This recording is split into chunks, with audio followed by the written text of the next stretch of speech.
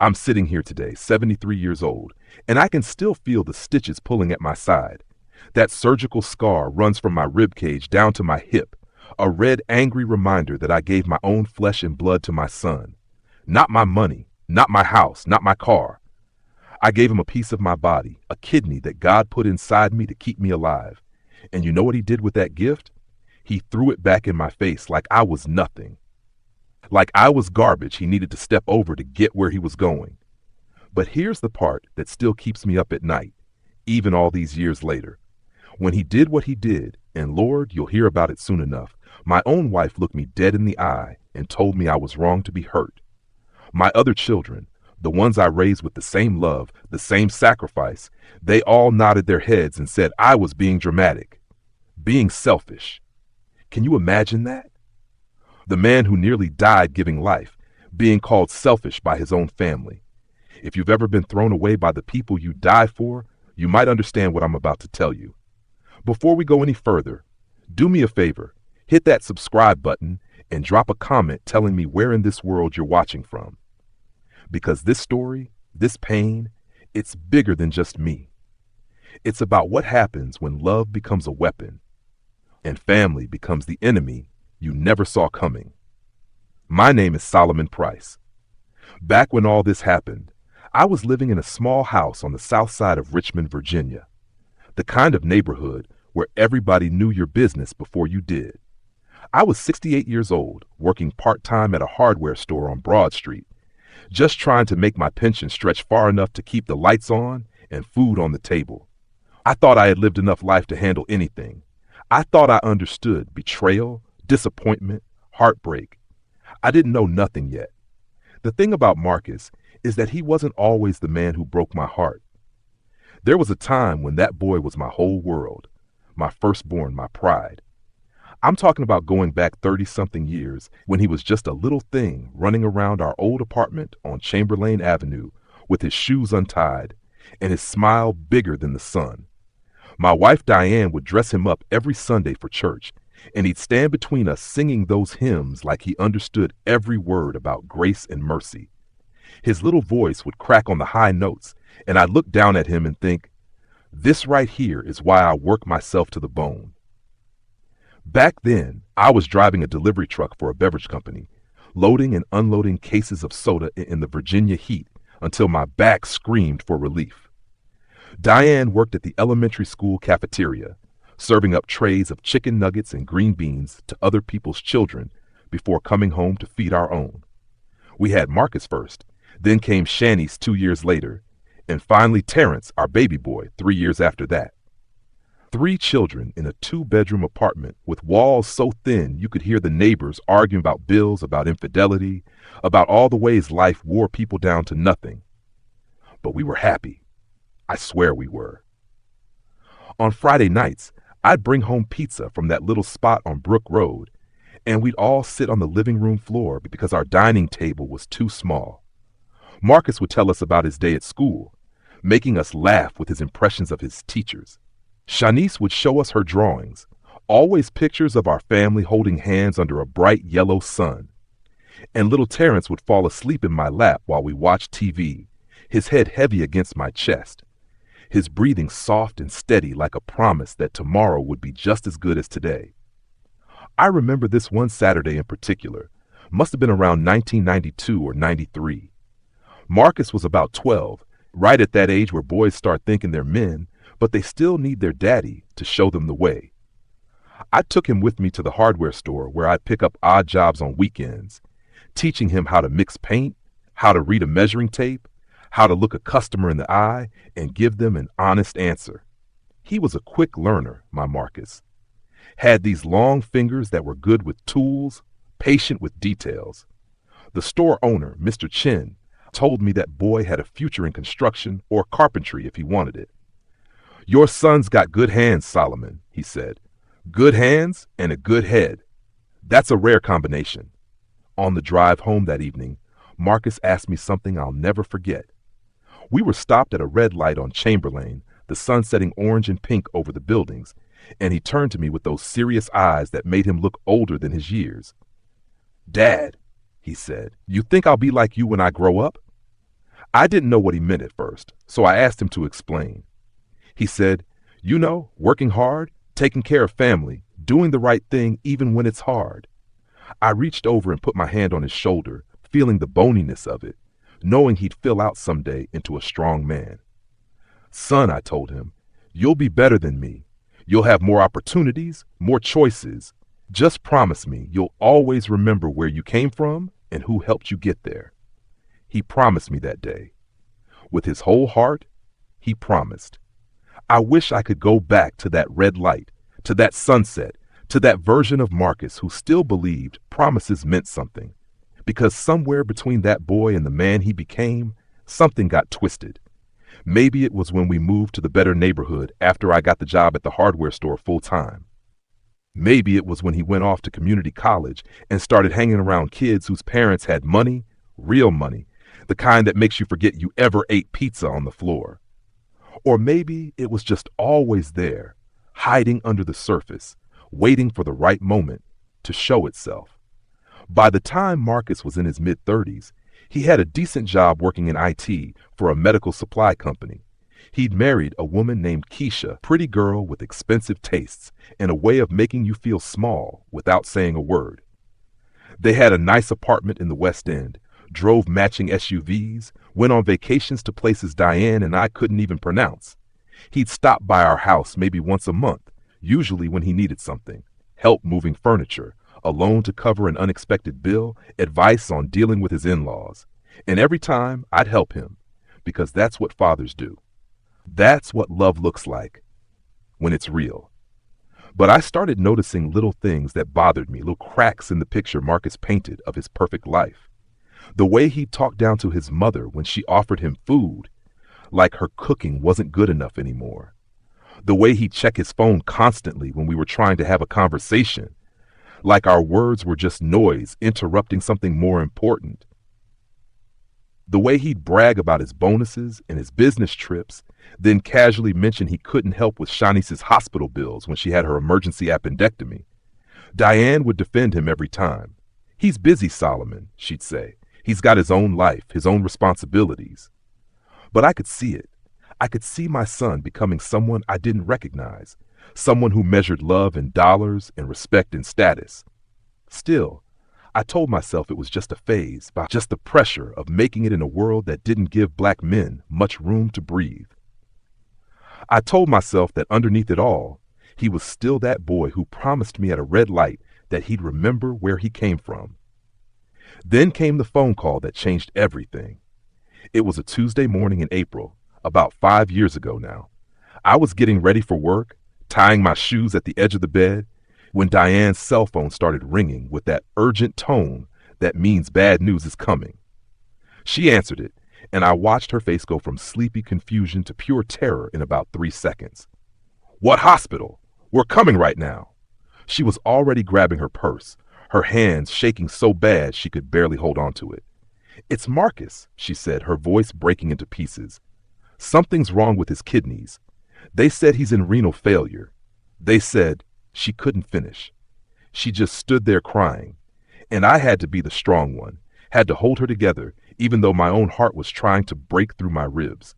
We drove to VCU Medical Center downtown, breaking every speed limit, running red lights I should have stopped at. The whole way there, Diane kept praying out loud, begging God not to take her baby, promising anything and everything if he just let Marcus live. I kept my eyes on the road and my jaw clenched tight, because if I opened my mouth, I knew I'd start crying too, and somebody had to keep it together. Somebody had to be the rock. When we got to the ICU, they had Marcus hooked up to so many machines he looked more like a science experiment than my son. His skin had this gray color to it, like all the life had been drained out, and his eyes were closed, his breathing assisted by tubes that ran down his throat, while a doctor came out to talk to us. A young Indian woman with tired eyes who'd probably delivered bad news 100 times that week alone. She explained that Marcus had been experiencing kidney problems for months, but hadn't told anyone, hadn't sought treatment. By the time he collapsed at work, both kidneys were failing. He needed dialysis immediately and would need a transplant as soon as possible if he wanted to survive. "How soon?" I asked her. Months, if he's lucky, she said. Years on the waiting list is more realistic. Kidney donors are hard to come by, especially matching donors. We'll test family members, but there's no guarantee. Diane grabbed my arm so hard I thought she'd leave bruises. Test us, she said. Test all of us. Whatever he needs, we'll give it to him. I looked through the glass at my son, at Marcus lying there fighting for his life, and I didn't even have to think about it. That's my boy, I thought. That's my firstborn. I'd walk through fire for him. I'd give him anything. I just didn't know yet how much anything would cost me. They tested all of us that same week. Me, Diane, Shanice, and Terrence. We sat in that hospital waiting room like we were awaiting a verdict in a trial, each of us hoping we'd be the one who could save Marcus. I remember Terrence saying he hoped he'd match because he was young and strong, his kidneys fresh and healthy. Shanice kept crying, saying she should have called Marcus more, should have visited more, should have known something was wrong. Diane just sat there with her rosary beads, whispering prayers in between sipping terrible hospital coffee that had gone cold hours ago. I didn't say much. I just sat there thinking about all the moments that had led us to this room, this crisis. I thought about teaching Marcus to ride a bike on that cracked sidewalk outside our old apartment, how he kept falling and getting back up, until finally he got it and rode away from me laughing. I thought about his high school graduation, how proud I felt watching him walk across that stage, even though his grades were just average. I thought about the distance that had grown between us over the years, how I let it happen, how I told myself it was natural for sons to grow away from their fathers. The results came back on a Friday. I remember because I was supposed to work that day, but I'd called in sick, something I never did. Mr. Chen understood, though. He'd lost a son years back to a car accident, so he knew what it meant to sit in a hospital waiting for news about your child's life. When the doctor came out, that same tired-eyed woman from before, she had a clipboard and an expression I couldn't quite read. Professional, neutral, the kind of face you learn to wear when you're about to change someone's life forever. Mr. and Mrs. Price, she said, we have the results. She looked at Diane first, then at Shanice and Terrence, then finally at me. I'm sorry, but Mrs. Price, you're not a match. Your blood type is incompatible. Diane's face fell, and fresh tears started rolling down her cheeks. The doctor continued, Shanice, Terrence, you're both the wrong blood type as well. However, she turned to me, and I felt my whole body tense up. Mr. Price, you're a perfect match. Your tissue compatibility is excellent, your blood type is correct, and based on your health screening, you're a viable candidate for donation. The room went quiet except for the sound of Diane crying, but now she was crying with relief, with hope. Shanice grabbed my hand and squeezed it. Terrence stood up and hugged me, this big bear hug that reminded me he was still my little boy, even though he was 28 years old and towered over me by 3 inches. Dad, he whispered in my ear, thank you. Thank you for being able to do this. But I wasn't thinking about gratitude or heroism. I was thinking about the weight of what I'd just been told. A perfect match. Viable candidate. Those words sounded so clinical, so simple, like we were talking about matching socks instead of cutting out a piece of my body and giving it away. The doctor explained what the surgery would entail, the risks, the recovery time, the permanent changes to my life. I'd have to be extremely careful with my remaining kidney, she said. No more beer at cookouts, no more ibuprofen when my back hurt, regular checkups for the rest of my life to make sure my single kidney could handle the work of 2. How long do I have to decide? I asked her. She looked at me with something like sympathy. Mr. Price, with all due respect, your son doesn't have a lot of time. Every day on dialysis is hard on his body. The sooner we can schedule the transplant, the better his chances of full recovery. That's when Diane grabbed both my hands and looked at me with those eyes that had seen me through 45 years of marriage, through poverty and struggle and joy and heartbreak. Solomon, she said, I know this is big. I know it's scary, but he's our son. He's our baby. If you can save him, we have to try. I looked at each of them, my wife, my daughter, my youngest son, and I saw in their faces what I already knew in my heart. There was no decision to make. There was no other choice. When your child is dying and you have the power to save them, you don't think about the cost. You don't calculate the risks. You just do it. You give them what they need and hope that somewhere down the line, the universe balances out the debt. I'll do it, I said. When do we start? The next 2 weeks were a blur of tests and preparations. They had to make sure I was strong enough to survive the surgery, that my heart could handle the anesthesia, that my remaining kidney would be able to pick up the slack. I had to sign papers, so many papers, acknowledging all the risks and complications. Hemorrhaging, infection, blood clots, damage to surrounding organs, even death, though they said that was rare. Every page I signed felt like I was betting my life on a promise that my son would be worth it, that this sacrifice would matter. Marcus woke up a few days before the surgery, strong enough to have a real conversation. I went to visit him alone, wanted it to be just father and son, man to man. He looked better than he had that first day, some color back in his cheeks, but he still looked fragile, breakable. When I walked in, he tried to sit up straighter in bed, tried to look strong, even though we both knew he wasn't. "Dad," he said, his voice scratchy from the breathing tubes they'd had in his throat. "They told me you're a match. They told me you're giving me your kidney." I pulled up a chair next to his bed, close enough to see the fear in his eyes, the vulnerability he'd spent years hiding behind designer clothes and expensive cars. "That's right," I said. "We're doing the surgery next Thursday." He was quiet for a long moment, just staring at his hands like they held answers he couldn't find. Then he looked up at me, and I saw tears on his face, real tears, the kind I hadn't seen since he was a little boy who'd skinned his knee. "I don't deserve this," he said. "I haven't been a good son. I know I haven't. I've been distant. I've been selfish. I've taken you and Mom for granted. And now you're going to give me a kidney? Dad, I don't know how to."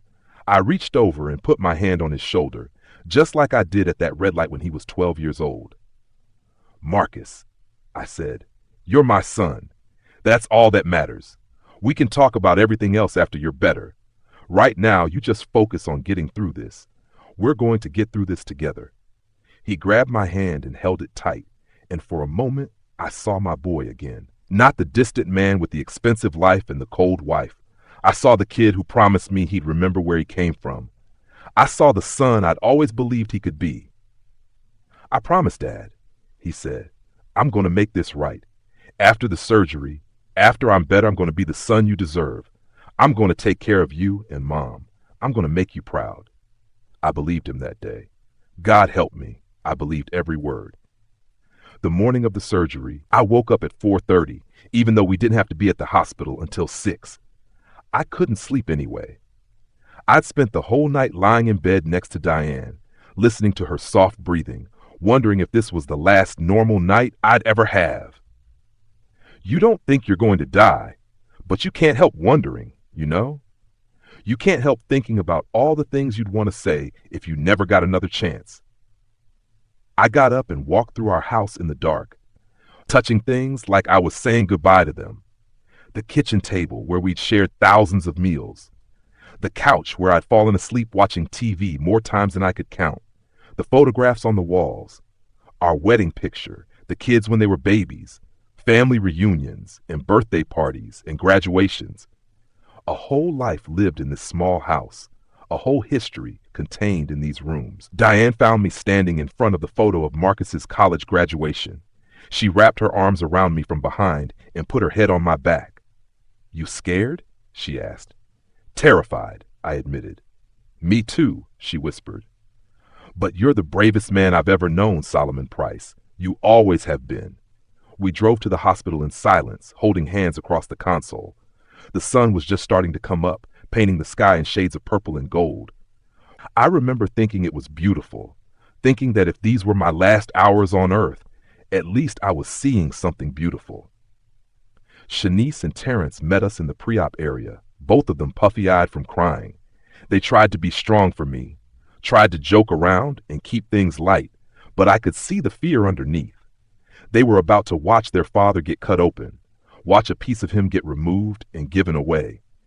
That's not something you can joke away. They wheeled Marcus in on a gurney, and they put our beds side by side so we could see each other. He looked small somehow, like a child again, even though he was a grown man pushing 40. The nurses bustled around us, checking vitals, double-checking paperwork, explaining what would happen next. I'd be taken into surgery first, they said. They'd remove my kidney and prep it while Marcus was being prepped in the next operating room. Then they'd transplant it into him. The whole thing would take 6 to 8 hours. "You ready for this, Dad?" Marcus asked me. I looked at him, really looked at him, trying to memorize his face just in case. "Been ready since the day you were born," I told him. "You're my son. There's nothing I wouldn't do for you." He started crying then, and I mean really crying, his shoulders shaking with it. "I love you, Dad," he said. "I know I don't say it enough, but I love you so much, and I'm going to spend the rest of my life making you proud. I swear it." The anesthesiologist came over to my side and started explaining what the IV medication would feel like, how I'd get sleepy, and then everything would just fade to black. I nodded like I was listening, but all I could think about was Marcus's promise. The rest of his life, making me proud. Those words echoed in my head as they wheeled me away from my family, down the bright corridor toward the operating room. The last thing I remember before going under was looking up at the ceiling tiles passing overhead, one after another, and praying. I'm not a man who asks God for much, but I asked him that day. I asked him to watch over my son, to let this kidney take, to give Marcus a second chance at life. And I asked him, if it was his will, to let me wake up after this was done, to let me live long enough to see my sacrifice bear fruit. I woke up in the recovery room sometime in the late afternoon. The first thing I felt was pain, this deep, burning ache in my left side that made me want to scream. But my throat was too dry to scream, so I just lay there gasping until a nurse noticed I was awake and brought me ice chips and pain medication. She told me the surgery had gone well, that they'd successfully removed my kidney and transplanted it into Marcus, that both of us were stable. "How's my son?" I managed to croak out. "He's doing great," she said, smiling. "His body is accepting the kidney beautifully. You saved his life today, Mr. Price." I closed my eyes and let the tears come. Relief and pain all mixed together, making me feel both lighter and heavier at the same time. I saved him. I gave him my kidney, and he was going to live. That's all that mattered. But I didn't know yet that the real pain hadn't even started. The surgery pain, the healing pain, that was nothing compared to what was coming. That was just my body breaking. The other kind of pain, the kind that breaks your soul, that was still waiting for me down the road. They kept me in the hospital for 5 days. 5 days of nurses checking my incision, physical therapists making me walk even though every step felt like knives in my side, doctors monitoring my remaining kidney to make sure it could handle the workload. Diane barely left my side, sleeping in a chair next to my bed, feeding me ice chips when my mouth got dry, holding my hand when the pain got bad in the middle of the night. Marcus was in a room down the hall. They said he was recovering faster than I was, that young bodies bounce back quicker. Diane would go visit him between watching over me, bringing back reports that he was eating solid food already, that he was up walking, that he was in good spirits. Each report made me happy, but also made me feel weaker somehow, older, more aware of what this had cost me. On the 4th day, Marcus came to visit me. He walked slowly, carefully, one hand pressed against his side where they'd put my kidney inside him. He pulled up a chair next to my bed, and we just looked at each other for a moment, two men who just survived something that should have killed us both. "How you feeling?" he asked. "Like I got hit by a truck," I said, trying to smile. "You?" "Same," he said, but grateful. "Dad, I don't know how to thank you for this. There aren't words big enough." "You don't have to thank me," I told him. "Just live. Live a good life. That's all the thanks I need." He nodded, and I could see he was emotional, trying to hold it together. "I meant what I said before the surgery," he said. "I'm going to be better. I'm going to be the son you raised me to be. You're going to see, Dad. Everything's going to be different now." I wanted to believe him. I wanted it so bad it hurt worse than the incision in my side. So I just nodded and squeezed his hand, and I let myself hope that this suffering would actually mean something, that my sacrifice would change him, heal him, make him remember who he used to be before money and status and pride got in the way. 3 weeks later, they sent me home with a list of restrictions longer than my arm. No lifting anything over 10 pounds. No drinking alcohol. No taking anti-inflammatory medications. Stay hydrated. Avoid salt. Come back immediately if I felt pain or saw blood in my urine. My life had to change completely to accommodate what I'd given away. I had to rebuild myself around this absence, this missing piece that was now keeping my son alive. The recovery at home was brutal. The surgical pain was one thing, but it was the exhaustion that got me. My single kidney was working overtime, trying to do the job of two, and my body was just tired all the time. I'd wake up tired, spend the day tired, go to bed tired. Diane had to help me with everything. Getting dressed, taking showers, walking to the mailbox. I'd gone from a man who worked full-time at a hardware store to someone who could barely make it up the stairs without stopping to rest. Marcus called every few days at first, checking on me, telling me about his own recovery. He was doing great, he said, getting stronger every day. The kidney was working perfectly. His doctor said it was one of the most successful transplants they'd seen. Each time he called, he thanked me again, promised me again that he was going to make this worth it. But as the weeks turned into months, something started to change. The calls came less frequently. When he did call, the conversations got shorter, more distracted. He stopped asking how I was feeling and started talking more about his life, his work, his plans to get back to normal. He'd say things like, "Can't wait to get back to the gym," or "Keisha and I are planning a trip to Cancun once the doctor clears me for travel." Like he'd already forgotten that I was still home, still weak, still learning how to live with half of what I used to have. I told myself it was fine. He was young. He was healing faster. He had his whole life ahead of him. Of course he wanted to get back to normal. That's what I gave him the kidney for, wasn't it? So he could have a life, a future. But there was this small voice in the back of my mind, getting louder each day, whispering that something wasn't right. That the son who'd cried and promised to make me proud was already starting to fade away, replaced by the old Marcus, the distant one, the one who forgot where he came from. I should have listened to that voice. I should have paid attention to what my gut was trying to tell me. But I didn't. I kept hoping. I kept believing. I kept trusting that my son was better than my fears. That was my biggest mistake. By the time fall rolled around, I was still struggling. It had been 6 months since the surgery, and the doctors kept telling me I should be feeling better by now, that my body should have adjusted to having one kidney. But something was wrong. I could feel it in my bones, in the constant fatigue that never went away, in the way my back ached all the time, in how I'd get short of breath just walking from the car to the house. I went back to the hospital in October, to the same building where they'd taken my kidney and given it to Marcus. They ran tests, drew blood, did scans. The doctor, a different one this time, sat me down in his office and showed me images of my remaining kidney on a computer screen. "Mr. Price," he said, "your kidney is under significant stress. It's working as hard as it can, but it's struggling to keep up with the demands. We need to monitor this closely." "What does that mean?" I asked. "Am I going to need dialysis? A transplant?" "Not if we're careful," he said, "but you need to be extremely vigilant about your health. Any infection, any illness, any injury could push your kidney over the edge.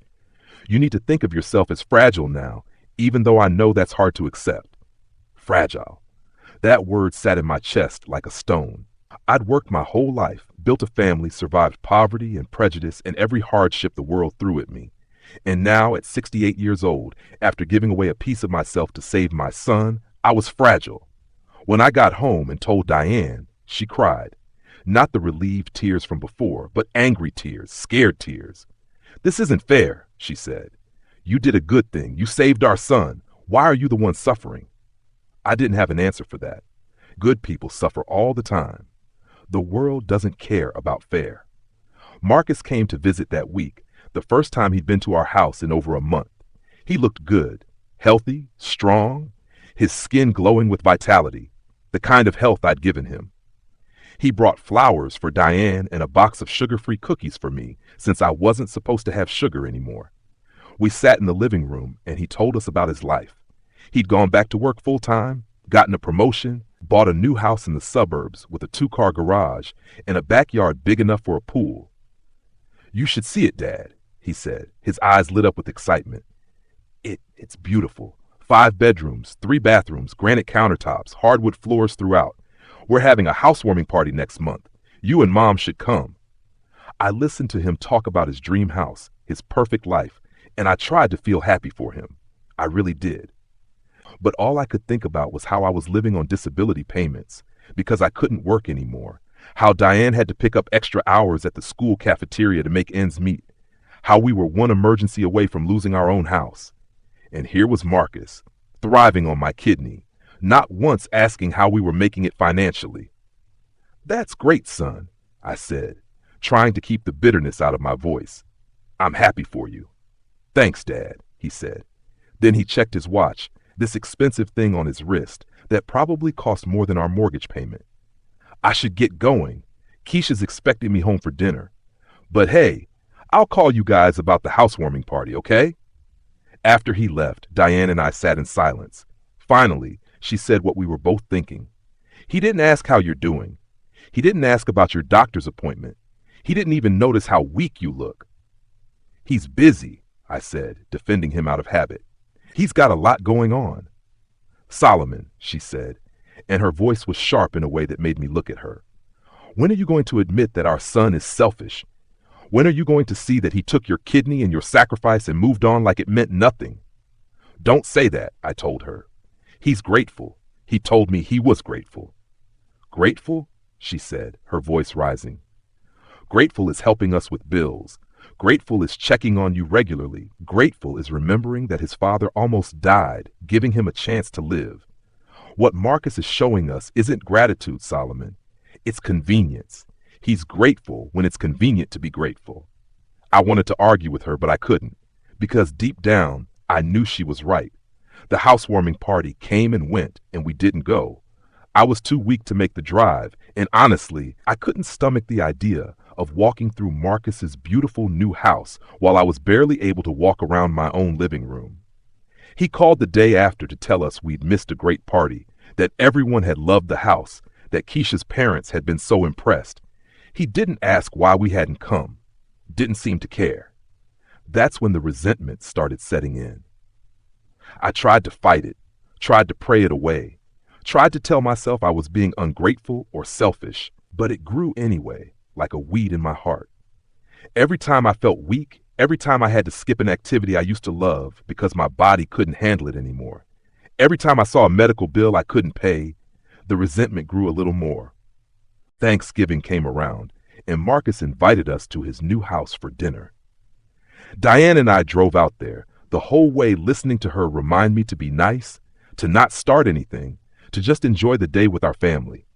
Shanice and Terrence were already there when we arrived, along with Keisha's parents and her sister and some friends I didn't know. The house was everything Marcus had described. Beautiful, expensive, perfect, like something out of a magazine. We sat down to dinner at this long table in their formal dining room, and Marcus stood up to say grace. He thanked God for his blessings, for his health, for his family, for his beautiful home. Then he raised his glass and said, I also want to thank my dad for giving me a second chance at life. Dad, I wouldn't be here without you, and I'm eternally grateful. Everyone clapped and looked at me, and I forced a smile and nodded. But inside, I was screaming. Eternally grateful? You've barely called me in months. You haven't helped with a single medical bill. You haven't once asked if your mother and I need anything. This is what you think gratitude looks like? After dinner, I was sitting in the living room trying to rest because the drive had worn me out, when I overheard Marcus talking to Keisha's father in the kitchen. The walls were thin enough that I could hear every word. So the kidney transplant must have been expensive, Keisha's father said. It was, Marcus replied, but insurance covered most of it. And honestly, the recovery was easier than I expected. I'm already back to normal, like nothing ever happened. That's incredible, Keisha's father said. You're lucky your father was a match. Yeah, Marcus said, and I could hear him opening the refrigerator, probably getting another beer. I mean, that's what parents do, right? They take care of their kids. It's like their job. Their job. I sat there with those words echoing in my head. Their job. Like I was obligated to give him my kidney. Like it wasn't a choice, wasn't a sacrifice, wasn't me laying my life on the line for him. It was just my job, like taking out the trash or mowing the lawn. Diane found me in the living room 20 minutes later, and she must have seen something in my face because she immediately grabbed her purse and said we needed to go. We made our excuses, said our goodbyes, and left. The whole drive home, I didn't say a word. I just stared out the window and felt something inside me start to break. That night, I lay in bed unable to sleep, my mind racing with memories and anger and grief. I thought about that 12-year-old boy at the red light, promising to remember where he came from. I thought about him crying in the hospital, swearing he'd make me proud. I thought about all the times I defended him, all the times I'd made excuses for his distance, his selfishness, his forgetfulness. And I realized Diane had been right all along. My son wasn't grateful. He was just living his life, enjoying the health I'd given him, and I was nothing more than a footnote in his success story. The father who did his job. I didn't cry that night. I was too angry to cry, too hurt to let the tears come. But something shifted in me, something hardened. For the first time since the surgery, I let myself admit the truth I'd been avoiding for months. I'd given my son everything, and he'd given me nothing in return but empty words and convenient gratitude. But I still didn't know how bad it was going to get. I still didn't know what was coming. If I had, I might have locked my doors and kept him out of my life right then and there. But hindsight is something you only get after the damage is done. It was a cold Wednesday in January when my world fell apart. I remember the date like it's burned into my brain, January 17th, about 8 months after the surgery. I was sitting in my recliner, the one Diane had bought me years ago, that had molded itself to my body over time, watching the news and trying not to think about the bills piled up on the kitchen counter. My disability checks barely covered our mortgage and utilities. Diane's paychecks from the cafeteria were keeping us fed. We were surviving, but just barely, and the weight of it all was crushing me. My phone rang around 2 in the afternoon. It was Terrence, and there was something in his voice that made my stomach drop even before he said a word. "Dad," he said, "are you sitting down?" "I'm sitting," I told him. "What's wrong?" "It's about Marcus," he said, and then he took a breath like he was gathering courage. "Dad, he put the house up for sale, the one you're living in. Your house. He's the one selling it." I didn't understand at first. Our house had been in my and Diane's name for 23 years. We'd bought it back in 2001, scrimped and saved for the down payment, worked our fingers to the bone to keep up with the mortgage. How could Marcus be selling our house? "That doesn't make sense," I said. "This is our house." "Not anymore," Terrence said, and I could hear the anger in his voice, the disbelief. "Apparently, 3 years ago, Marcus convinced you to put the house in his name for tax purposes or something. Remember when he brought over those papers for you to sign? He told you it was to help with estate planning?" I felt the air leave my lungs. I did remember. Marcus had come over with his briefcase, all official and professional, talking about protecting assets and reducing tax burdens and making sure everything would transfer smoothly when Diane and I passed. He'd been so convincing, so concerned, like he was doing us a favor. I'd signed those papers without reading them too closely because he was my son, and you trust your son, and why would he ever hurt me? "He lied to us," I said, my voice barely a whisper. "Yeah, Dad," Terrence said. "He lied, and now he's selling the house for $285,000. He's getting a lawyer to evict you and Mom so he can close the deal next month." The phone almost fell out of my hand. Evict us. The word kept repeating in my head. Not making sense, not connecting to reality. How do you evict your own parents? How do you take the house they've lived in for over 2 decades, the house where you grew up, where they raised you, where they built their whole life? How do you do that to the man who gave you his kidney 8 months ago, who's still recovering, who can barely work? "Where is he?" I asked. "Where's Marcus right now?" "I don't know, but Dad, don't. I hung up and called Marcus's cell phone. It rang 4 times before he answered, and when he did, his voice was casual, light, like nothing was wrong. "Hey, Dad." "What's up? What's up?" I said, and my voice was shaking. What's up is your brother just told me you're selling our house. My house. The house I've lived in for 23 years. The house you tricked me into signing over to you. There was a pause, and when he spoke again, his voice had changed. It was colder, more defensive. Dad, it's not like that. I was trying to help you manage your assets, and now I have an opportunity to. An opportunity? I was shouting now, something I never did. An opportunity to throw your mother and me out on the street? After what I did for you? After I gave you my kidney?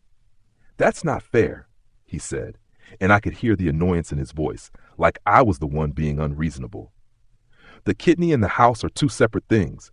Business is business. Dad, this isn't personal. Not personal? I felt like I was losing my mind. You're evicting your father who saved your life, and you're telling me it's not personal? Look, he said, and his tone became condescending, the way you talk to a child who doesn't understand something simple. Keisha and I need the equity from that house to invest in a business opportunity. It's a smart move financially. You and Mom can find an apartment somewhere cheaper. It'll probably be better for you anyway. Less maintenance, smaller space. I couldn't breathe. I literally couldn't breathe. My chest felt like it was being crushed. Marcus, I said, and I was crying now. I couldn't help it. I gave you my kidney. I nearly died for you. I can barely work because of what I gave up for you. And you're going to make me homeless? You're being dramatic, he said, and those words cut deeper than any surgeon's knife ever could. Nobody's making you homeless. You'll find another place. And honestly, Dad, that kidney thing, that was months ago. At some point, you need to stop throwing it in my face every time we have a disagreement. Stop throwing it in his face. Like my sacrifice was something I was weaponizing against him. Like I was the problem. Don't call me again, I said, and I hung up. I sat there in my recliner in the house I was about to lose, and I cried like I hadn't cried since I was a child. Big, ugly, body-shaking sobs that hurt my remaining kidney and made my surgical scar ache. Diane came running from the kitchen, asking what was wrong, but I couldn't even speak. I just handed her the phone and let her call Terrence back to hear the whole story herself. When she understood what Marcus had done, she went quiet in a way that scared me more than her anger would have. She sat down on the couch and stared at the wall, her face empty of expression. Then she said, very quietly, "He's not my son anymore. I don't have a son named Marcus. That man is dead to me." "Don't say that," I managed to get out between sobs. "Why not?" she asked, turning to look at me. "What would you call someone who does this? Who takes everything from the people who gave him life? Who treats his father's kidney like it's a business transaction he's done with?" I didn't have an answer. Shanice came over that evening after Terrence called her. She brought her husband, Ron, both of them looking shell-shocked. We all sat in that living room, the living room we were about to lose, and tried to figure out what to do. Could we fight it legally? Did we have any recourse? Shanice's husband, who worked in real estate, explained that since the house was in Marcus's name, we had no legal claim to it. We could try to prove fraud, but that would be expensive and time-consuming, and we'd need to prove Marcus had malicious intent when he got us to sign those papers. "He had malicious intent," Diane said. "He planned this. He's been planning this." "Maybe," Ron said gently, "but proving that in court is a whole different thing." The next few days were a nightmare. Marcus's lawyer sent formal eviction papers. We had 60 days to vacate. Marcus refused to answer our calls or respond to our messages.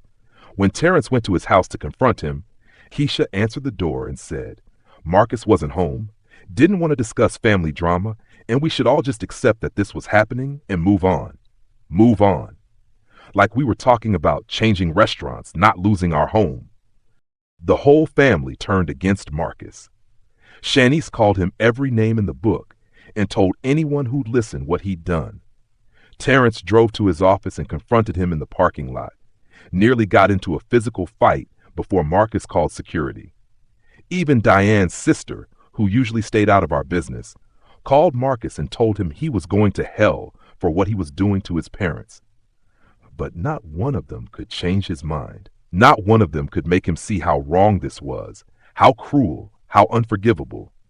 Marcus had made his decision, and he was sticking to it, and nothing we said or did seemed to touch him. The worst part, the part that I still can't wrap my head around even now, is that Keisha supported him completely. When Shanice finally got through to her on the phone, Keisha said, "Marcus needs to think about his own family's future. You people need to stop guilting him about the past." His own family. Like Diane and I weren't his family. Like the woman who carried him for 9 months and the man who gave him a kidney weren't his family. I started having nightmares. Every night I'd dream about the surgery, about them cutting into my side, about watching them take my kidney out and hand it to Marcus. But in the dreams, when I'd wake up in recovery, Marcus would be standing there holding my kidney in his hands, and he'd just drop it in the trash and walk away. I'd wake up in a cold sweat, my heart pounding, my remaining kidney aching like it knew it was carrying a burden it was never meant to carry alone. We had to tell people what was happening. We had to start looking for apartments we could afford on our limited income. We had to face the reality that our son, our firstborn, the boy I'd taught to ride a bike and tie his shoes, was throwing us out of our home after I'd saved his life. I called Marcus one last time, about 3 weeks after I found out about the house. I was calmer this time, past the anger, deep into the grief. "Marcus," I said when he answered, "I need you to understand something. When you were in that hospital dying, I didn't think twice about giving you my kidney. I would have given you both kidneys if I could have. I would have given you my heart, my lungs, anything you needed. Because you're my son, and that's what love looks like. But what you're doing to me now, this isn't business. This isn't smart financial planning. This is betrayal. This is you telling me that my sacrifice meant nothing." He was quiet for a long moment. Then he said, "Dad, I'm sorry you feel that way, but I can't let guilt stop me from doing what's best for my family. You'll understand someday." "I'll never understand this," I told him. "And I want you to know something else. That kidney inside you, it's the best part of me. And you don't deserve it. You never did." I hung up, and I haven't spoken to him since. The family split right down the middle. Terrence and Shanice took my side completely, cut Marcus off, refused to have anything to do with him. But Diane's mother, my mother-in-law, who'd been part of our lives for 45 years, she sided with Marcus. Said we needed to understand that young people have to make hard choices, that we couldn't expect Marcus to sacrifice his future for our comfort. Sacrifice his future. That phrase haunted me. Like my future didn't matter. Like the years I had left didn't count as much as the years he had ahead of him. Even some people at church, people we'd known for decades, they didn't see what Marcus had done as that terrible. "He's giving you time to find a place," they'd say. "He could have been worse." As if there was a worse version of your son making you homeless after you gave him a kidney. Diane stopped going to church after that, said she couldn't worship a God who'd let this happen, couldn't sit in a congregation that didn't see evil when it was right in front of them. I kept going, mostly because I didn't know what else to do, but I'd sit in those pews and feel nothing, just emptiness, where faith used to be. We found an apartment on the other side of town, a 2-bedroom place that cost half what our mortgage had been, but felt like a cage. The walls were thin, the carpet was stained. The windows didn't close all the way, so you could hear the traffic on Hull Street at all hours. But it was what we could afford, so we took it. The day we moved out of our house, neither Terrence nor Shanice could bear to help us. They sent their spouses instead, couldn't stand to watch us pack up 23 years of life into boxes and garbage bags. I stood in each room before we left, saying goodbye to the memories embedded in the walls. The kitchen, where we'd celebrated birthdays. The bathroom, where I'd given the kids their baths. The bedroom, where Diane and I had held each other through good times and bad. As we were loading the last box into the rental truck, a car pulled up. My heart jumped, thinking maybe it was Marcus. Maybe he'd changed his mind. Maybe he'd come to his senses. But it wasn't him. It was a woman with a clipboard, the real estate agent handling the sale. She smiled at us, completely oblivious to what was happening, and said, "Don't worry. The new owners are going to love this house. They have 3 young children. It's going to be full of life again." I couldn't even respond. I just got in the truck and drove away from the only home my children had ever known, the house I thought I'd die in, and I didn't look back. Because if I'd looked back, I think I might have driven that truck into a wall and ended it all right there. But I didn't. I drove to our new apartment, unloaded boxes, set up furniture, and tried to pretend that my life hadn't just been destroyed by the son I'd almost died saving. And through all of it, all the pain and betrayal and heartbreak, one thought kept circling in my mind like a vulture. What happens to a man who gives away a piece of himself to save someone, only to have that someone destroy him with the very life he saved? I was about to find out. If you're still watching this, if you're feeling this with me, drop a comment and let me know where you're watching from. Tell me if you've ever been betrayed by someone you loved more than your own life. The apartment on Hull Street became my prison. I'm not being dramatic when I say that. It literally felt like a cage where I was serving time for the crime of loving my son too much. Every morning, I'd wake up to the sound of trucks rumbling past, shaking the thin walls, and for a few seconds, I'd forget where I was. Then reality would slam into me like a fist to the chest, and I'd remember. This cramped space with its stained carpet and flickering bathroom light, this was home now. This was what my sacrifice had bought me. Diane stopped talking much after we moved in. She'd make breakfast in silence, clean in silence, watch TV in silence. It was like Marcus had stolen her voice along with our house. Sometimes I'd catch her just sitting at the kitchen table, staring at nothing, tears running down her face. And when I'd ask what was wrong, she'd just shake her head. What could she say that we both didn't already know? Our son had destroyed us, and we were supposed to just accept it and move on. My health got worse in that apartment. The stress, the grief, the constant worry about money, it all took a toll on my remaining kidney. I started having more bad days than good days. Days where I couldn't get out of bed because the exhaustion was like a weight pinning me down. Days where my back hurt so bad I'd cry just trying to stand up. Days where I'd look in the mirror and not recognize the old man staring back at me, this hollow-eyed ghost who used to be Solomon Price. The doctor visits became more frequent. More tests, more concerned looks from nurses, more warnings about kidney function and creatinine levels, and things I didn't fully understand but knew were bad. My doctor, a kind woman named Dr. Patel, who'd been following my case since the transplant, sat me down in March and told me what I'd been afraid to hear. "Mr. Price," she said, her face gentle but serious, "your kidney is struggling.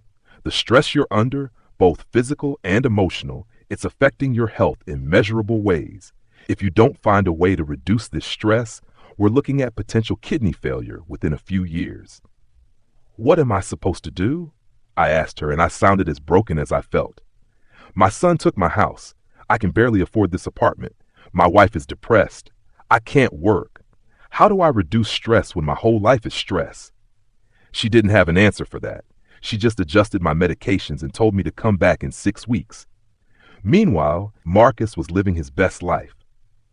We heard about it through Shanice, who still kept tabs on him through mutual friends, even though she'd cut him off completely.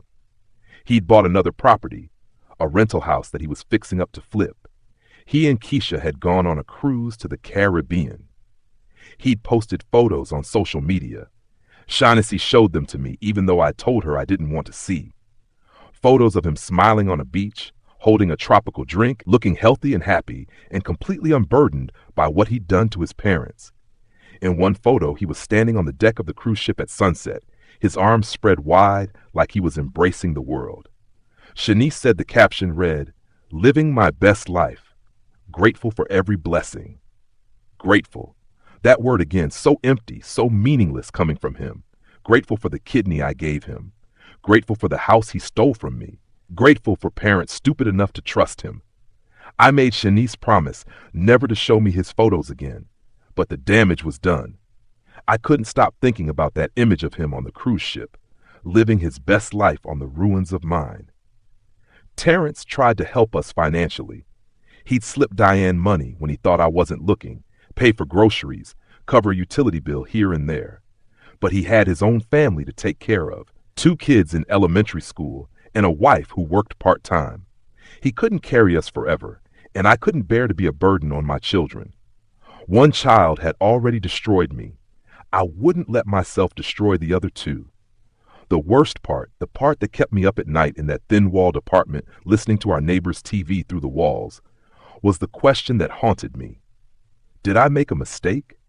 Should I have given Marcus my kidney? If I had known what he was going to do, if I had seen his true nature before that surgery, would I have still done it? I wanted to say no. I wanted to believe I would have protected myself, would have seen him for what he was and refused. But deep down, I knew the truth. I would have done it anyway, because he was dying, and I loved him, and you can't turn off love like a faucet, even when the person doesn't deserve it anymore. That's the curse of being a parent. You keep loving them even when they kill you. 4 months after we moved into the apartment, something happened that I should have seen coming, but somehow didn't. Diane's mother passed away, the same mother-in-law who'd sided with Marcus, who told us we needed to understand his position. She died in her sleep at 87, and we had to plan the funeral. I dreaded seeing Marcus there, dreaded it with every fiber of my being. But I knew he'd come. It was his grandmother, and appearances mattered to Marcus. He'd show up looking respectful and sad, playing the role of the grieving grandson, and I'd have to stand in the same room as him and pretend my heart wasn't full of hatred for my own son. The funeral was on a Saturday at Mount Calvary Baptist, the church where Diane and I had been married 45 years earlier. I wore my only suit, the same one I'd worn to every important event for the past decade, and I felt small in it, like I was shrinking, disappearing into fabric that used to fit me better. Diane wore black and dark sunglasses even though we were indoors, hiding her eyes, hiding her pain. Marcus arrived late, right before the service started. He came in with Keisha, both of them dressed like they were going to a business meeting, expensive and polished. He didn't look at us, didn't acknowledge us, just sat in a pew on the other side of the church and bowed his head like he was praying. I watched him during the entire service, watched him wipe fake tears from his eyes, watched him hug relatives and accept their condolences, watched him play the part of the devoted grandson, the successful businessman, the good man. And something inside me broke even further, broke in a way I didn't think was possible after everything that had already shattered. At the repast after the funeral, held in the church fellowship hall, I was standing by the punch bowl trying to avoid conversation when Marcus walked up to me. This was the first time we'd been face to face since that final phone call 3 months earlier. He looked good, too good, healthy and prosperous and untouched by guilt. "Dad," he said quietly, and I hated that he still called me that. "I'm sorry for your loss." "Our loss," I corrected him. "She was your grandmother." "Right," he said. "Our loss." He shifted his weight, uncomfortable, and for a second I thought maybe he was going to apologize. Maybe grief had softened him. Maybe death had reminded him that life was short and family mattered. "Look, Dad, I know things have been difficult between us." "Difficult," I said, and I felt anger rising up my throat like bile. "You call what you did difficult? You stole our house. You made us homeless. You took everything we had after I gave you my kidney. That's not difficult, Marcus. That's evil." People nearby turned to look at us. Marcus's face flushed red. "Can we not do this here?" he hissed. "This is Grandma's funeral." "You're right," I said. "This is a funeral, a place where we remember people who've died. And you know what?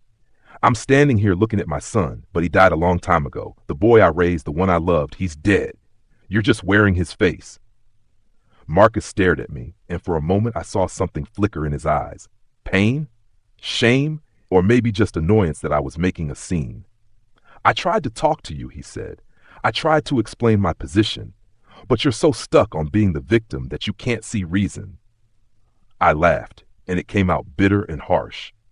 "The victim? Marcus, you have my kidney inside you right now, keeping you alive, while I'm dying slowly with one kidney that can barely keep up. You're living in prosperity while your mother and I can barely afford rent, and you're telling me I'm playing victim? You made your choice to give me that kidney," he said, and his voice was cold now, defensive. "Nobody forced you. And the house situation, that was just business. You keep mixing everything together like I'm some kind of monster, but I'm just trying to build a future for my family." "We are your family," I said, and my voice broke. "Or we used to be." Keisha appeared at his side then, touching his arm. Honey, we should go, she said, not even looking at me. You don't need this negativity today. They left, walked out of the fellowship hall, walked out of the church, walked out of my life again. And I stood there holding a cup of punch, shaking so hard I spilled it on my suit, while my remaining child and my wife watched from across the room with helpless, heartbroken expressions. That night, back in our apartment, I had a heart-to-heart with God that was more like a fistfight. I yelled at him, asked him why he'd let this happen, why he'd let me survive the surgery only to live through this torture, why he'd given Marcus my kidney if he knew what Marcus would do with the life I'd saved. I wanted answers. I wanted justice. I wanted my son back, or I wanted to stop feeling anything at all. God didn't answer. The apartment stayed silent except for the traffic outside and Diane crying in the bedroom. I went to bed that night feeling like I'd reached the bottom of something, some pit I'd been falling into for months. I thought this was it. This was as bad as it could get. I'd lost my house, my health, my son, and now I'd lost even the hope that things might somehow get better. I was wrong. There was further to fall, and I was about to drop like a stone. Summer came, and with it, the kind of heat that made our unair-conditioned apartment feel like an oven. We had one window unit that barely worked, and Diane and I would sit in front of it in the evenings, too hot to move, too tired to care. I'd lost more weight. My clothes hung off me like they were borrowed from someone bigger. Every time I looked in the mirror, I saw my father staring back at me. The same gaunt face he'd had right before he died at 71. I was 73 now, and I wondered if I'd make it to 74. In August, I got a letter in the mail that made everything worse. It was from Marcus's lawyer, a formal letter on expensive letterhead, and it informed me that Marcus was suing me for slander and defamation of character. Apparently, someone had told him about what I'd said at the funeral, about calling him evil, about saying he'd stolen our house. He wanted me to publicly retract my statements and issue an apology, or he'd take me to court and sue me for damages to his reputation. I read that letter 3 times, each time feeling like I was reading fiction, like this couldn't possibly be real. My son, who had my kidney inside him, who'd taken my house and my health and my peace of mind, was now threatening to sue me for telling the truth about what he'd done. The cruelty of it was breathtaking. Diane saw the letter and went somewhere dark I'd never seen her go before. She locked herself in the bedroom for 2 days, wouldn't eat, wouldn't talk, wouldn't come out. Shanice and Terrence came over, begging through the door, but she wouldn't respond. I sat outside that bedroom feeling helpless and terrified, knowing my wife was breaking in ways I couldn't fix, knowing our son had finally managed to destroy not just me, but her too. When she finally came out, she was different.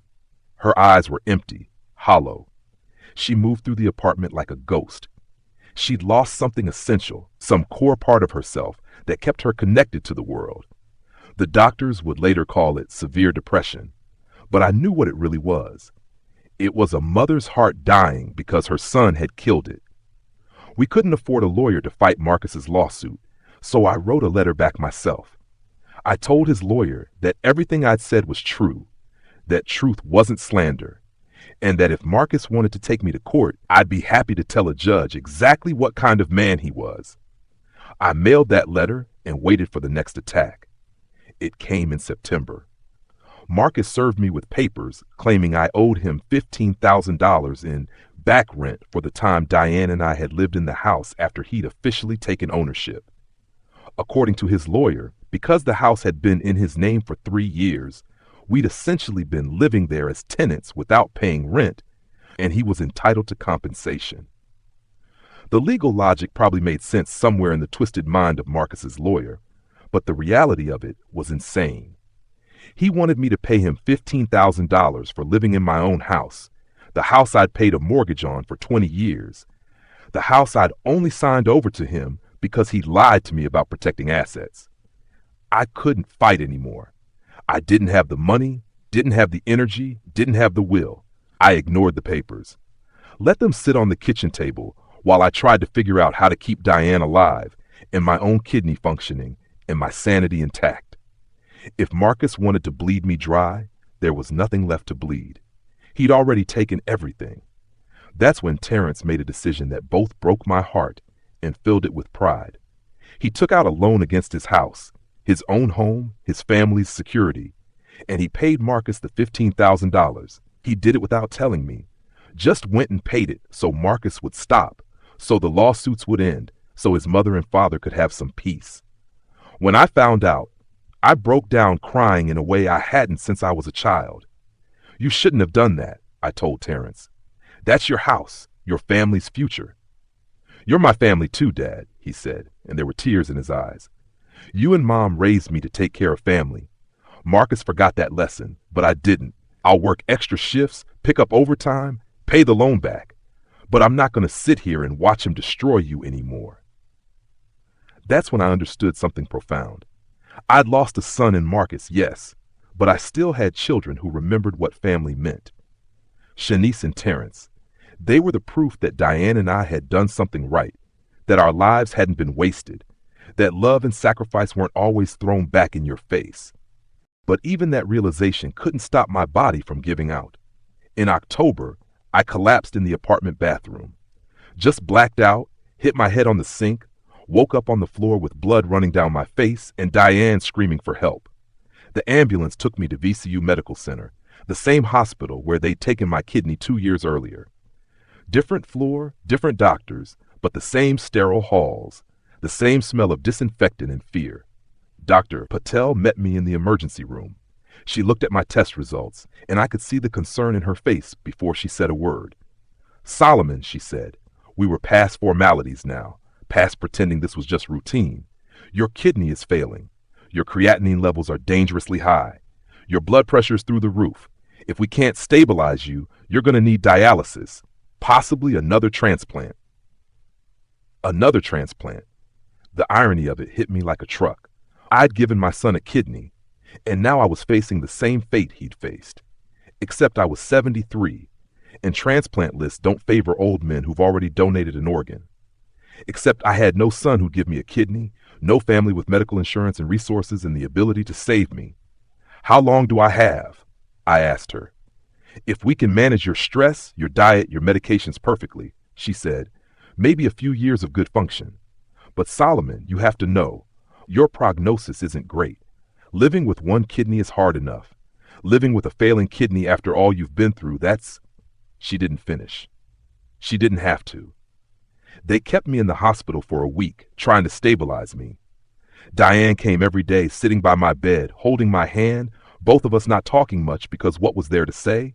We were dying, both of us in different ways. My body was giving out. Her spirit was gone.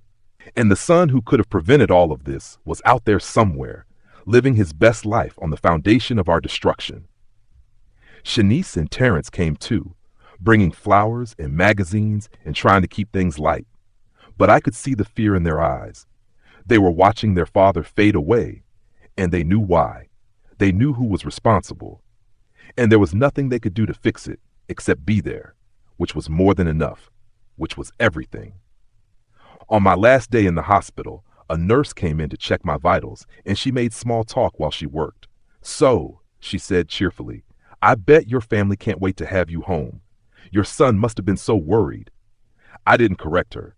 Didn't tell her my son hadn't called, hadn't visited, probably didn't even know I was in the hospital. I just said, yeah, my son is something else. She smiled, not catching the bitterness in my voice. I'm sure he is. You must be very proud. After she left, I lay there thinking about pride, about fatherhood, about what it means to create life and watch it become something you don't recognize. I'd been proud of Marcus once, proud of the boy he was, the man I thought he'd become. But that pride had curdled into something darker. Not quite hate. I couldn't hate him, not fully, but something close to it. A deep, aching resentment mixed with grief for the son who died somewhere along the way, replaced by a stranger who wore his face. They discharged me with more medications, more warnings, more restrictions on a life that was already barely livable. Diane took me home to our apartment, helped me up the stairs, settled me into my recliner, and we sat there in the fading October light, two people who'd loved too much and paid too high a price for it, waiting for whatever came next. I didn't know yet that whatever came next was already on its way. that my son's reckoning was coming faster than any of us could have imagined, that God, or karma, or justice, or whatever you want to call it, was about to remind Marcus that borrowed kidneys come with consequences. But I'd find out soon enough. And when I did, I'd have to make a choice that would define the rest of my life and answer the question I'd been avoiding for 2 years. When the person who destroyed you needs you again, do you save them? Or do you let them fall?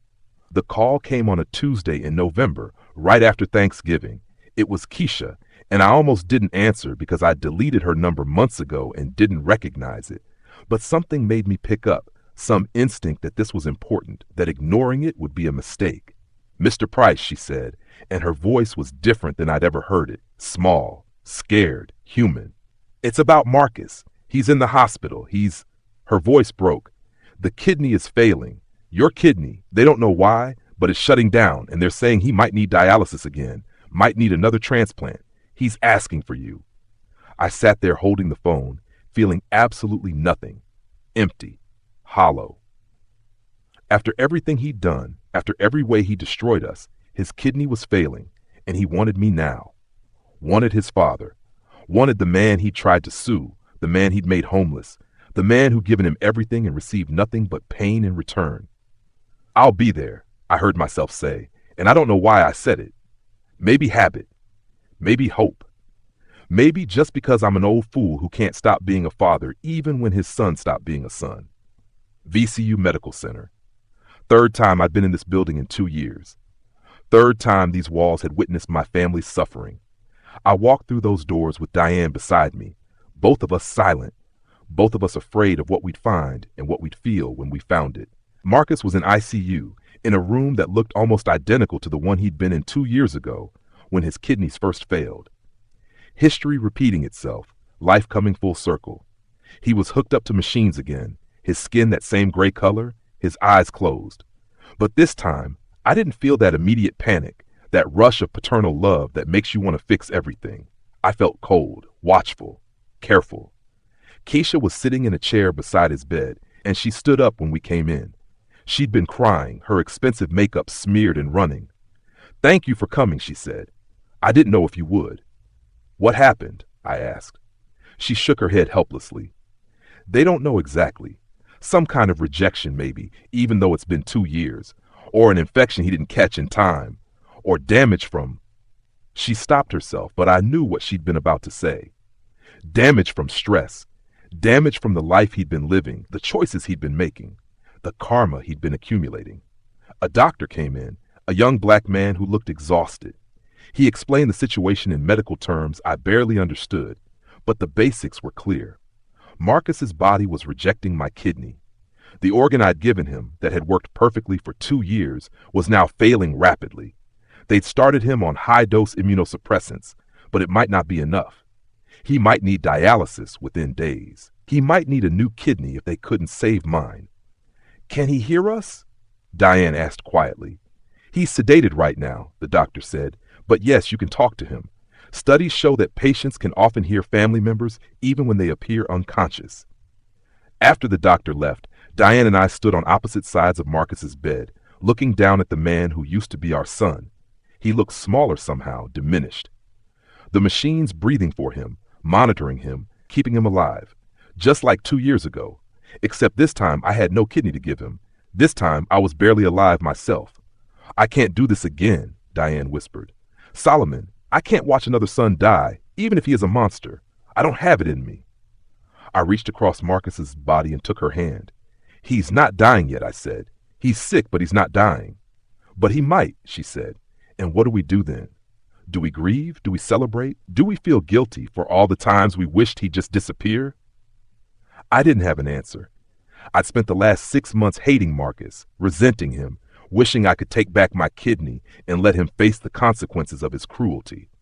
But standing there looking at him helpless and gray, I couldn't summon that hate anymore. I just felt tired, so tired.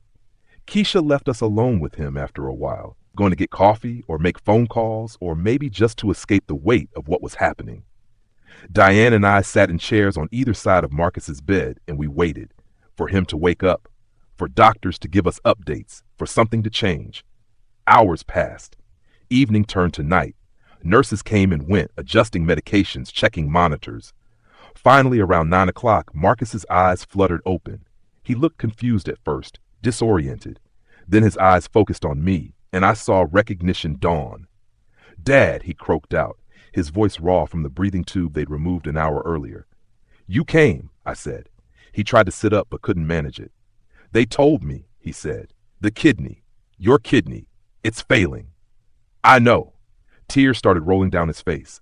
"I'm sorry, Dad. I'm so sorry. For everything. For the house, for the lawsuit, for being cruel. I thought I had time to make it right, I thought." He started coughing, couldn't finish. Diane leaned forward. "Why, Marcus?" she asked, and her voice was broken glass. "Why did you do it? Why did you take everything from us after your father saved your life?" Marcus closed his eyes, fresh tears leaking out. "I don't know," he whispered. "Keisha wanted the money. Her family kept saying I was weak for not maximizing my assets. I thought if I could just prove I was successful, prove I was smart, you'd all respect me more. But I just—" He couldn't continue. His whole body shook with sobs that looked painful in his weakened state. "You just destroyed us," Diane finished for him. "You destroyed your father. You destroyed our marriage, our home, our trust. You destroyed everything." "I know," Marcus said. "I know, and I hate myself for it. Every day since I did it, I've hated myself, but I couldn't figure out how to take it back, how to admit I was wrong. And the longer it went on, the easier it got to just pretend you were overreacting, pretend I hadn't done anything that bad." I sat there listening to my son's confession, and I felt something shift inside me. Not forgiveness. I wasn't there yet, might never get there. But understanding maybe. Seeing how a good boy can become a bad man, one compromise at a time, one justification after another, until he doesn't recognize himself anymore. "Do you remember," I said quietly, "that day when you were 12, and I asked you what you wanted to be when you grew up? You told me you wanted to be like me. You wanted to work hard, take care of family, do the right thing." "I remember," Marcus said. "I remember everything, Dad. Every lesson you taught me, every sacrifice you made. I remember all of it, and I became the opposite anyway. I became everything you taught me not to be." "Then become something different now," I said. "You might not have a lot of time left. None of us do. But whatever time you have, make it mean something. Make it count." "How?" he asked, and he looked at me with the desperate eyes of a child who doesn't know how to fix what he's broken. "How do I fix this?" "I don't know if you can," I told him honestly. "I don't know if what you did can be fixed. But you can try. You can start trying." A nurse came in then, saying visiting hours were over, that Marcus needed to rest. Diane and I stood to leave. Marcus grabbed my hand before I could step away, held it tight. "Don't leave," he said, "please. I know I don't deserve it, but please don't leave me alone." I looked at Diane. She looked at me. And without words, we made a decision. We stayed. We stayed through that long night, sleeping in uncomfortable chairs, waking every time a machine beeped or a nurse came in. We stayed while Marcus drifted in and out of consciousness, sometimes lucid, sometimes confused. We stayed because that's what parents do, even when their children break them. Especially then. By morning, something had changed, not between us. That would take time if it ever happened at all. But in me. I'd spent 6 months consumed by hate and resentment, letting Marcus's betrayal poison what was left of my life. And sitting there in that hospital room, watching him fight for his life again, I realized something. I couldn't control what Marcus did or didn't do. I couldn't make him be the son I wanted. But I could control whether I let his choices destroy what was left of me. I could choose to stop letting him steal any more of my peace. The kidney might fail. Marcus might need dialysis, might need another transplant, might die. But whatever happened, I was going to walk out of this hospital different than I walked in. I was going to find a way to let go of the hate before it finished killing me. I just didn't know yet how hard that was going to be, or what Marcus would do when he recovered that would test every ounce of grace I had left to give. Marcus didn't die. The high-dose medications worked, barely, pulling him back from the edge. But the kidney, my kidney, was permanently damaged. Not completely failed, but functioning at maybe 30%. He'd need to be on dialysis 3 times a week for the rest of his life unless he could get another transplant. And at 39 years old with a history of rejection, that transplant list was long and uncertain. They kept him in the hospital for 3 weeks. 3 weeks of watching him slowly regain strength while losing hope. 3 weeks of doctors explaining his new reality, a life tethered to dialysis machines, a future measured in treatments and restrictions, and constant medical intervention. The life I'd saved for him 2 years ago had just been downgraded to survival mode. Diane and I visited him most days. Not long visits. We couldn't handle that, and honestly, neither could he. But we came. Sat with him. Let him talk when he wanted to talk. Let him cry when he needed to cry. Watched him come face to face with consequences for the first time in his life. Keisha came less and less. By the second week, she'd stopped coming altogether. Marcus told us in a voice empty of emotion that she'd asked for a separation. Said she couldn't handle another medical crisis, couldn't go back to the life of doctor's appointments and dialysis schedules and uncertainty. She wanted out before things got worse. She's leaving me, Marcus said one afternoon, staring at the ceiling. Taking half of everything and leaving. Says I'm too high risk now, too much of a burden. Her parents are supporting her decision. I wanted to feel satisfaction, wanted to say he deserved it, wanted to point out the irony of being abandoned by someone who loved you when times got hard. But looking at my son's face, seeing the genuine devastation there, I couldn't do it. I just said, I'm sorry, son. I know that hurts. She's right, though, he said. I am high risk. I am a burden. Just like you became a burden after you gave me your kidney, and I treated you like... He couldn't finish. Put his hands over his face and cried. Something broke in me then. Some last wall between anger and compassion. Marcus, I said, you did terrible things. You hurt us in ways I don't know how to forgive. But you're not a burden for being sick. You're not a burden for needing help. That's not why what you did was wrong. He looked at me through his fingers. Then why was it wrong? Because you forgot that people are more valuable than things, I said. You forgot that money and houses and status, they're all temporary. But family, real family that loves you and sacrifices for you, that's forever. And you traded forever for temporary. Can I get it back? He asked, and he sounded like a child. Can I get my family back? I don't know, I told him honestly. That's not just up to me. That's up to Diane, up to Shanice, up to Terrence, up to you most of all. You'd have to actually change, actually become someone different. Not just say you will, but do it. And I don't know if you're capable of that. He nodded slowly. I want to try, he said. I want to spend whatever time I have left trying. They discharged him 2 days before Christmas. He had nowhere to go. Keisha had changed the locks on their house, was in the process of filing divorce papers. His perfect life had collapsed as quickly as mine had, and now he was the one with nothing. Terrence and Shanice wanted nothing to do with him. I didn't blame them.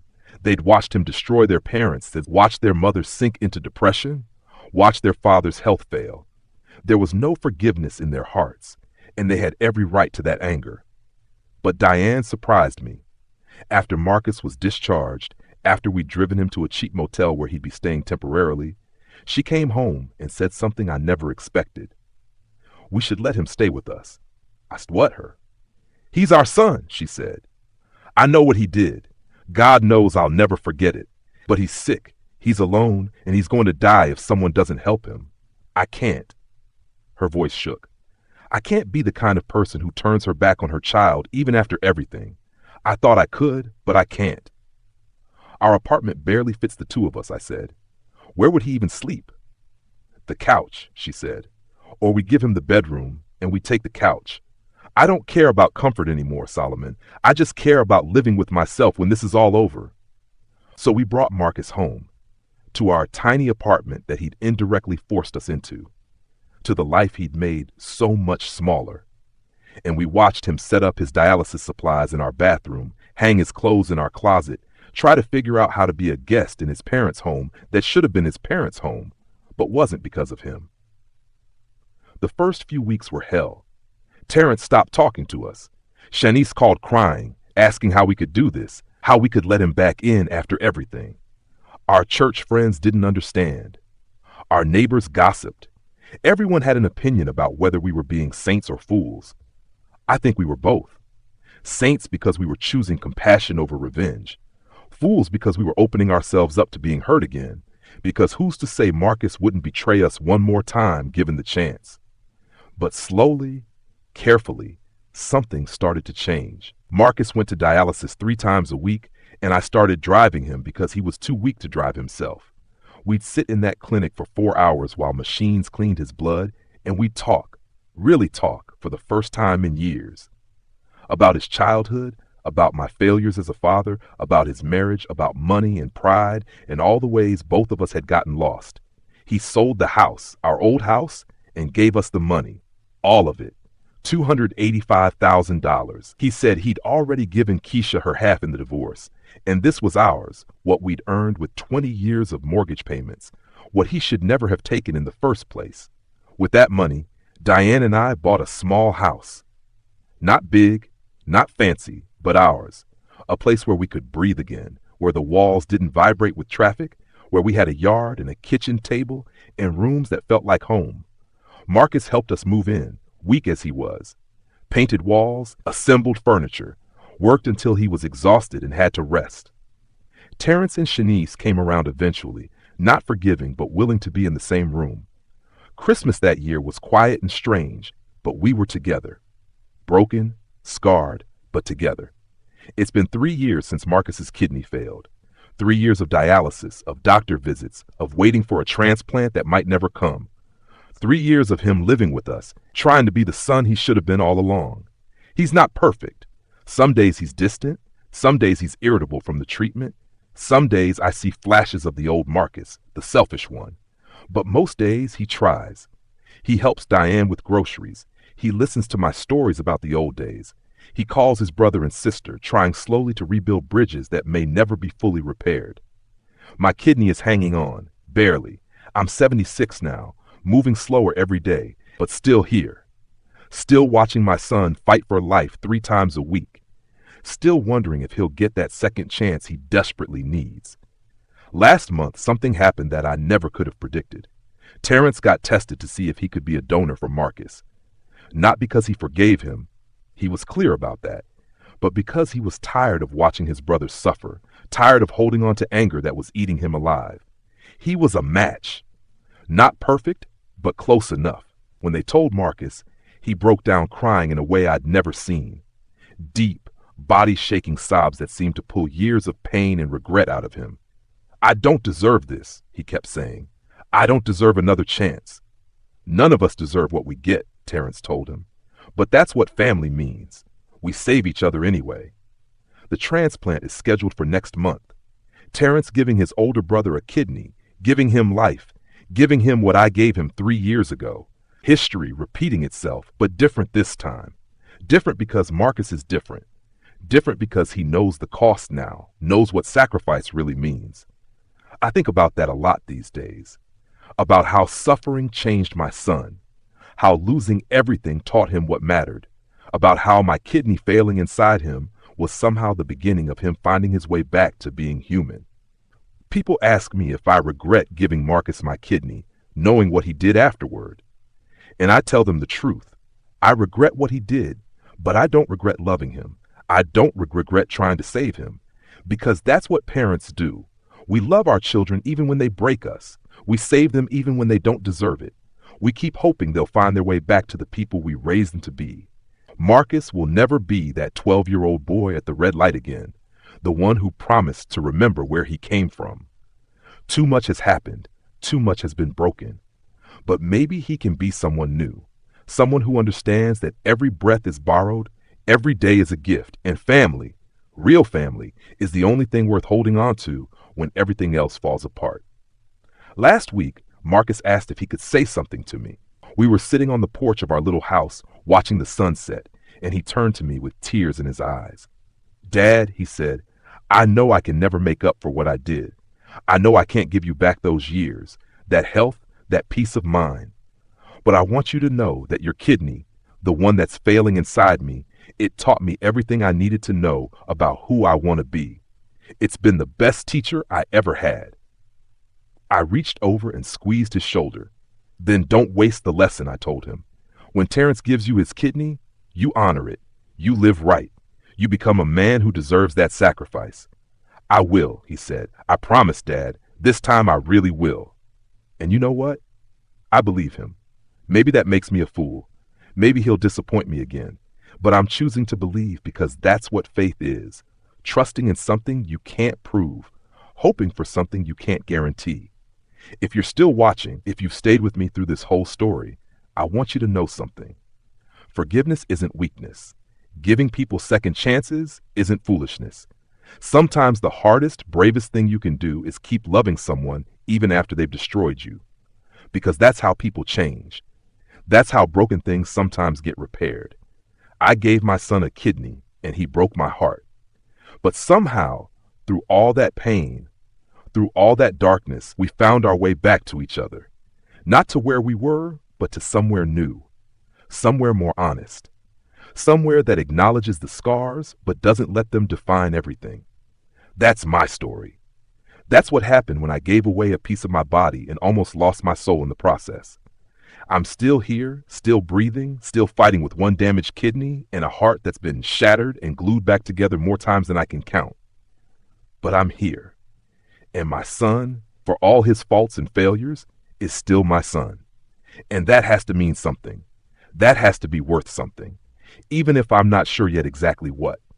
If this story moved you, if it made you think about forgiveness and family and the cost of love, drop a comment below. Tell me where you're watching from. Tell me if you've ever had to choose between justice and mercy. Because these stories, these lessons, they're bigger than just me. They're about all of us trying to figure out how to love people who hurt us, how to find peace when life isn't fair, and how to keep our hearts open even when everything tells us to close them. Thank you for watching. Thank you for staying. And may you never have to choose between your kidney and your heart.